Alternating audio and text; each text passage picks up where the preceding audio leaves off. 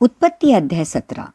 जब अब्राम 99 वर्ष का हो गया तब यहोवा ने उसको दर्शन देकर कहा, मैं सर्वशक्तिमान ईश्वर हूँ, मेरी उपस्थिति में चल और सिद्ध होता जा।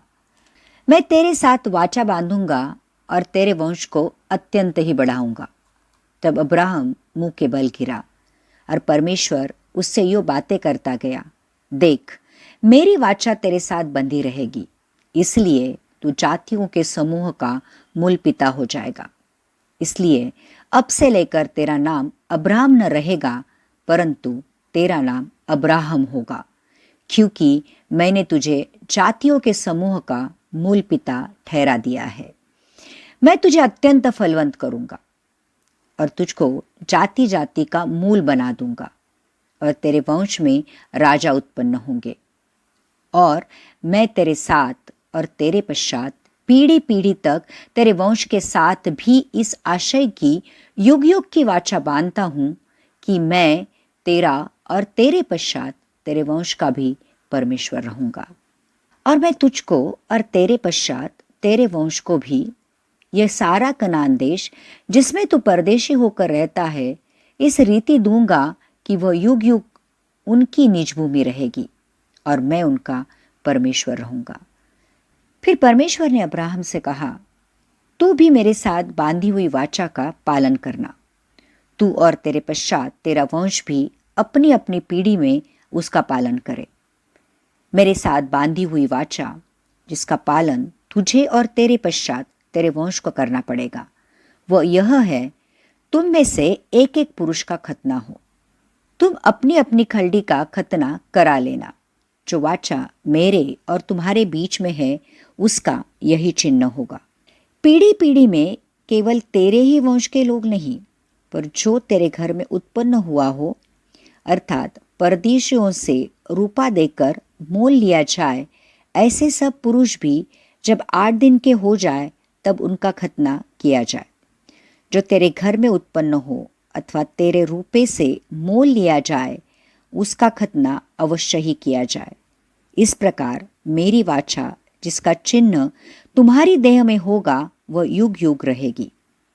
जो पुरुष खतना रहित रहे, अर्थात जिसकी खलड़ी का खतना ना हो, वह प्राणी अपने लोगों में से नष्ट किया जाए, क्योंकि उसने मेरे साथ बांधी हुई वाचा को तोड़ दिया है।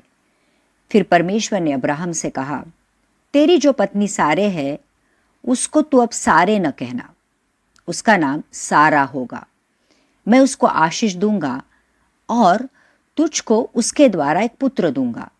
मैं उसको आशीष दूंगा और उसको उसके द्वारा एक पुत्र दूंगा, और मैं उसको ऐसी आशीष दूंगा कि वह जाति जाति की मूल माता हो जाएगी, और उसके वंश में राज्य राज्य के राजा उत्पन्न होंगे।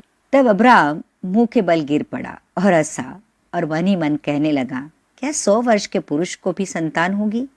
और क्या सारा जो 90 वर्ष की है पुत्र जनेगी? और अब्राहम ने परमेश्वर से कहा, इश्माएल तेरी दृष्टि में बना रहे, यही बहुत है। तब परमेश्वर ने कहा, निश्चय तेरी पत्नी सारा के तुझसे एक पुत्र उत्पन्न होगा, और तू उसका नाम इसहाक रखना, और मैं उसके साथ ऐसी वाचा बांधूंगा जो उसके पश्चात उसके वंश के लिए युग युग की वाचा होगी। इश्माएल के विषय में भी मैंने तेरी सुन ली है। मैं उसको भी आशीष दूंगा और उसे फलवंत करूंगा और अत्यंत ही बढ़ा दूंगा। उससे 12 प्रधान उत्पन्न होंगे और मैं उससे एक बड़ी जाति बनाऊंगा। परंतु मैं अपनी वाचा इसहाक ही के साथ बांधूंगा, जो सारा से अगले वर्ष के इसी नियुक्त समय में उत्पन्न होगा। तब परमेश्वर ने अब्राहम से बातें करनी बंद की और उसके पास से ऊपर चढ़ गया।